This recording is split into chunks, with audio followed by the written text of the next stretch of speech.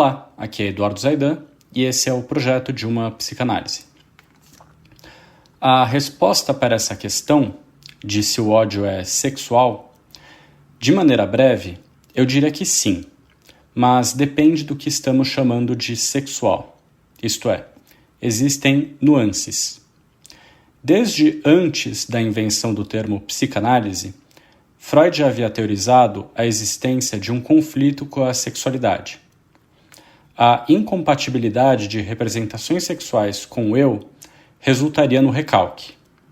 E essa teoria era alimentada e corroborada pela análise dos casos de histeria. A análise do Homem dos Ratos, um paciente obsessivo, produziu alterações importantes na teoria freudiana. Freud percebe que, nesse paciente, o que tinha sido recalcado não era um desejo incestuoso, mas o ódio ao pai. Aqui, o amor não era o recalcado, mas o recalcante do ódio. O nome desse mecanismo de defesa é formação reativa.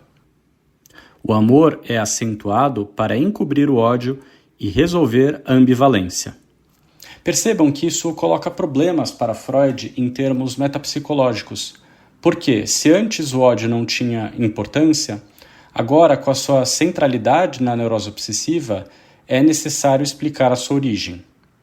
Não parece uma coincidência, então, que pouco tempo depois Freud formule a sua primeira teoria das pulsões, com a oposição entre pulsões sexuais e pulsões de autoconservação.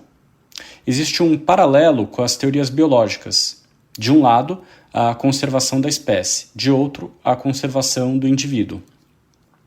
O que é interessante é que, quando Freud trabalha a agressividade, ele não a situa do lado das pulsões sexuais, mas das pulsões de autoconservação.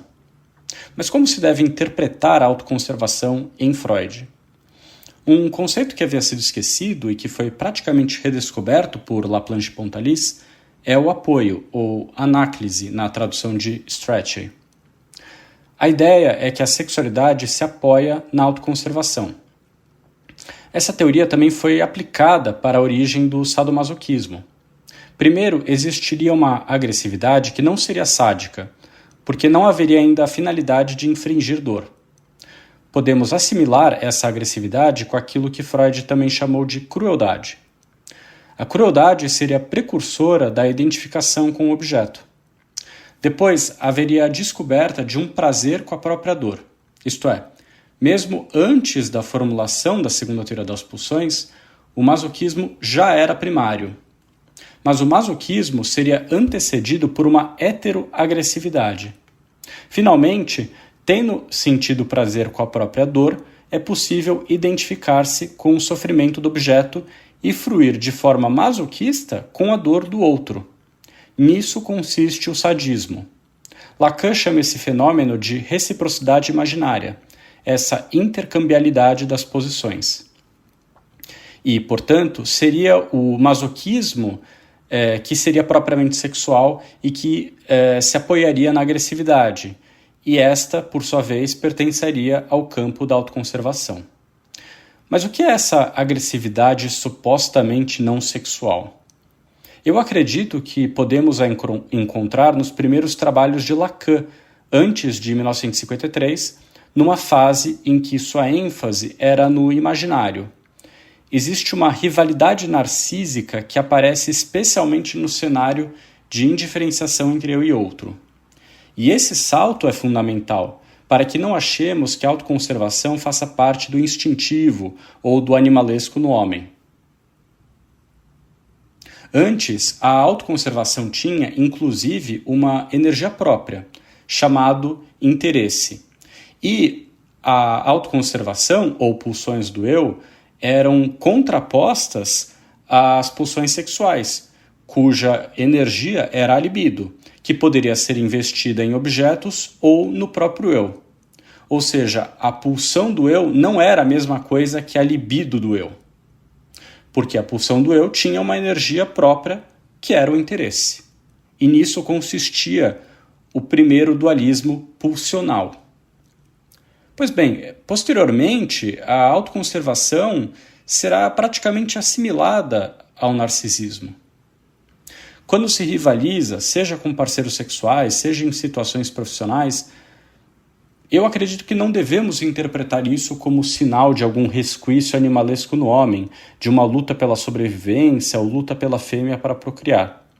O que está em jogo são disputas narcísicas, o desejo de ser amado e o medo de perder o amor, fantasias homossexuais que aparecem na forma de ciúmes e por aí vai.